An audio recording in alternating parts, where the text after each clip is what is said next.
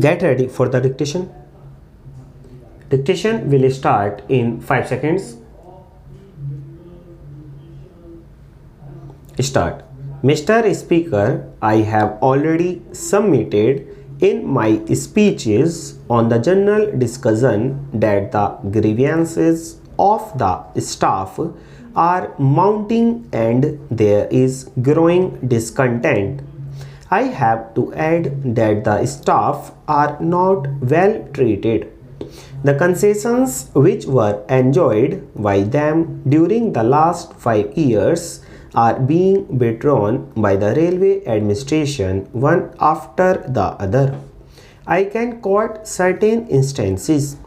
With regard to pass facilities, I can say that the quantum of passes already issued are now reduced. For instance, persons who were drawing rupees 300 or on before 3rd May 1968 are considered to have qualified for second class passes, whereas those who are getting that pay after that day are disqualified for second class passes. With regard to the privilege ticket orders, there is curtailment. Another factor is the retired railway employees were getting passes and that is now being reduced to the minimum. Only those who have put in 30 years service are given one set of passes in 5 years with regard to the class 4th staff. So also with regard to class 3rd, the concessions they were previously enjoying are being curtailed. With regard to the workshop or loco shed men who are entitled to take part half a day off previously, that right has now been deprived, and the railway board have said that even if these men take half a day's leave, that will be treated as equal to 1 day's leave. This is also a curtailment of their rights.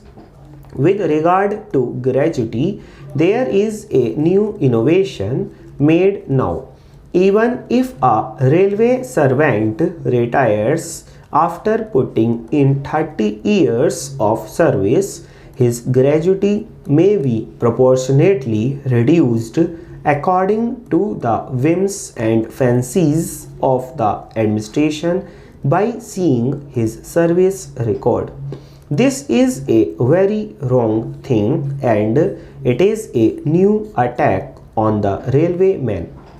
The railwaymen enjoyed medical facilities not only for themselves but also for their wives and children, and even their dependents got the facilities.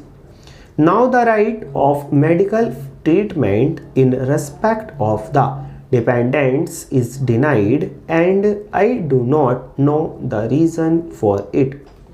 I do not understand the difference between matriculation and non-matriculation qualification in the case of the running staff.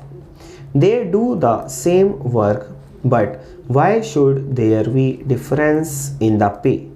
A driver who has passed matriculation gets rupees 20 more. Last year when I raised this full stop.